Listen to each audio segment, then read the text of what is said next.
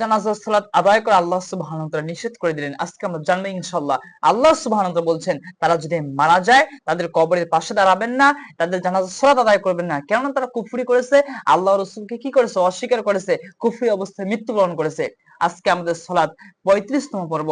আজকে আমরা বলবো আল্লাহ সুবহানাহু ওয়া তাআলা কাদের জানাজার সালাত আদায় করাকে রাসূল সাল্লাল্লাহু আলাইহি ওয়াসাল্লামকে নিষেধ করে দিয়েছেন। আল্লাহ সুবহানাহু ওয়া তাআলা ৯ নম্বর সূরা ৮৪ নম্বর আয়াতের মধ্যে বলেন, ওয়ালা তুসাল্লি আলা আহাদিম মিনহুম মাতা আবাদান ওয়ালা তাকুম আলা কবরি ইন্নাহুম কাফারু বিল্লাহি ওয়া রাসূলি ওয়া মাতু ওয়া হুম ফাসিকুন।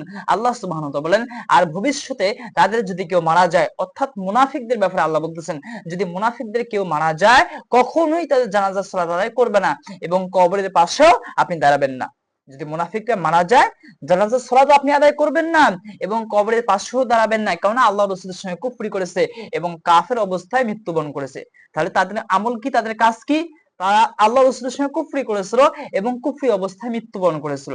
এবার আসেন, যারা সালাত একেবারেই পরিত্যাগ করে, যারা সালাত একেবারেই পড়ে না, আদায় করে না, পরিত্যাগ করে, সালাতকে কাজা করে, অনেক ইমামদের মতে, আলেমদের মতে, শাইখদের মতে তারাও কুফরি করেছে, তারাও কি হয়েছে, কাফের হয়েছে। এবং কোরআন সুন্নাহ থেকে এই বিষয়টা সব থেকে বেশি কাছাকাছি। কোরআন সুন্নাহ গবেষণা করে পাওয়া যায় যে সালাত পরিত্যাগ করে না তারা কখনো মুসলিম থাকে না। এজন্য সাহাবায়ে কেরাম সালাত পরিত্যাগ ব্যতীত অন্য কোনো আমলকে কুফরি বলে গণ্য করতেন না। এই বিষয়ে শেখ সালেহ আল উসাইমী রাহিমাহুল্লাহ তিনি লিখেছেন, সালাত পরিত্যাগকারীর বিধান তিনি সেখানে কোরআন সুন্নাহ আলোকে তিনি প্রমাণ করেছেন, যারা সালাত পরিত্যাগ করে তারা কুফরি করে, এটা হলো কুফরি আকবার, এটা হলো বড় কুফরি, তারা মুসলিম থাকতে পারে না। যেহেতু তারা সালাত আদায় করে না, তারা কুফরি করে কাফের হয়ে যায়। এজন্য তাদের গোসল, এর দাফন কাফন জানাজা সালাত কিছুই হবে না।